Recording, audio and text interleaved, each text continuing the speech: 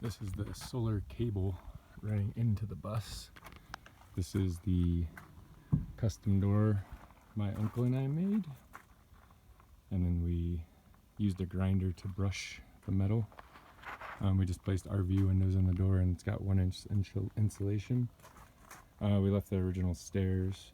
This is a 2015 Ford Transit seat with the track shortened. And then all you have to do is pull on these and you can turn the whole seat around, so it's good for camp. And then when you're ready to leave, you just turn it around for the passenger, or you can take it out for more space. We put the first aid kit back in it and stocked it up with regular stuff. The floor we did first, so it runs under all the cabinetry and everything like that. It goes under all of the bench here, which turns into a table, and I'll show you that in a minute. This is the electrical panel, which is the original Collins.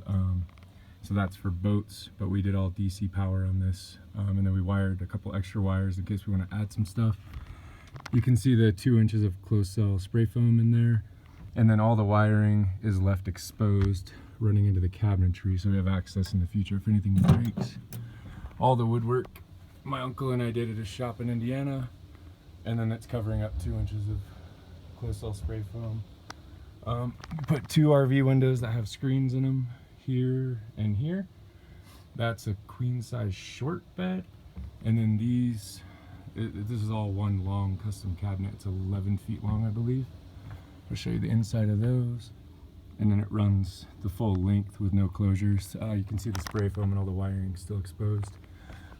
We put light switches here, one for the cabinets, one for these LED pod lights that go all the way under, and then they run along that side too.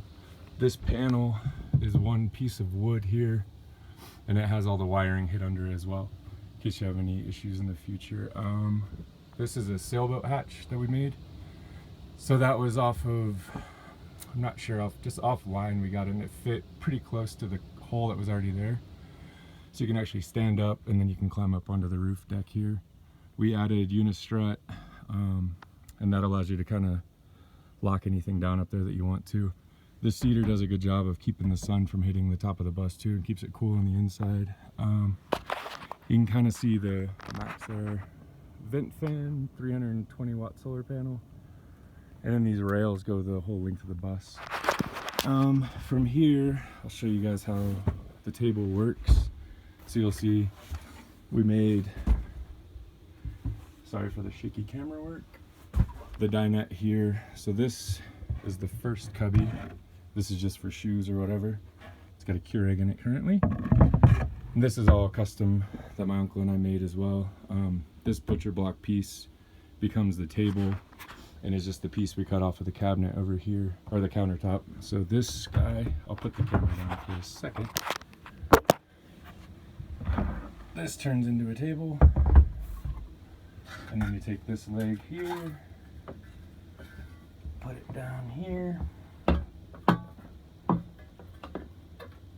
and then the table sits like that.